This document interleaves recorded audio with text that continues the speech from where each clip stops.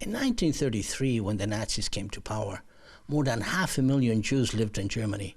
When World War II ended, only a small Jewish community had survived, and only very gradually did Jews begin to regard Germany as their home again.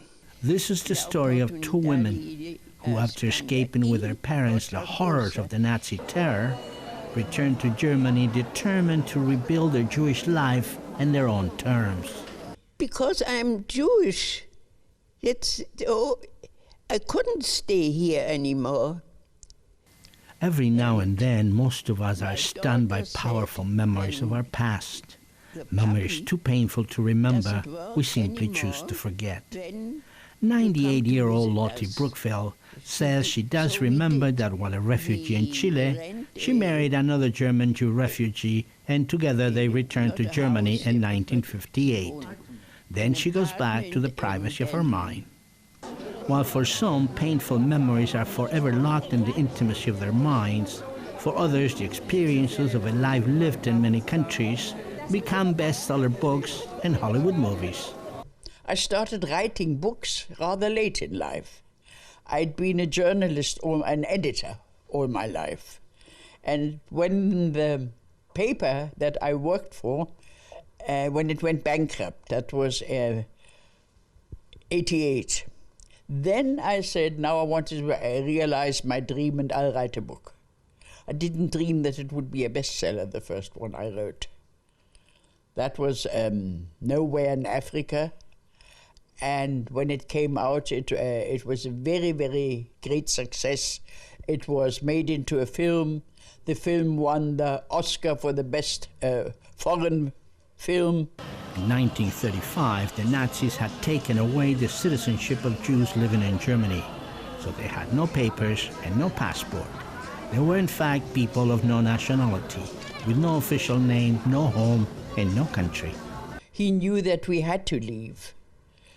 He felt that our lives were in danger at that time. It was 1938. And there was nowhere where we could go. You couldn't go to European countries very well at that time. And America would not take us, the States. Then when we arrived in Kenya, I remember everything. It's a funny thing. By the end of World War II, Stephanie had fallen in love with Kenya. And by then, only very gradually did the Jews begin to return to Germany, among them the Zweig family. Well, you know, it wasn't I who wanted to return. I would have stayed on forever. I had the feeling that Kenya was my country. But then I knew that my father would never be able to earn his living in the way he wanted to earn his living. And I had the feeling he had to go back. The Jews who began to return to Germany were often treated with hostility from the non-Jewish population.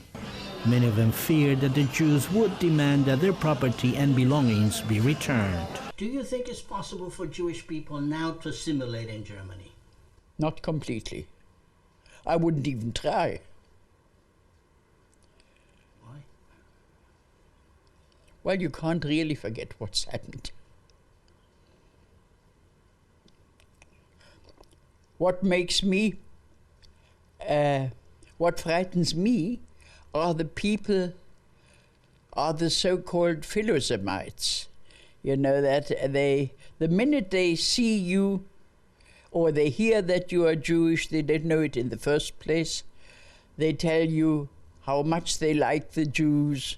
And that, for me, is a form of anti-Semitism. Nobody in England has ever told me that they like Jews. But here in Germany, the people will always say things like that. There are 6 million stories of the Jewish Holocaust tragedy. This has been one of them. Wilson Ruiz, Jewish News 1, Germany.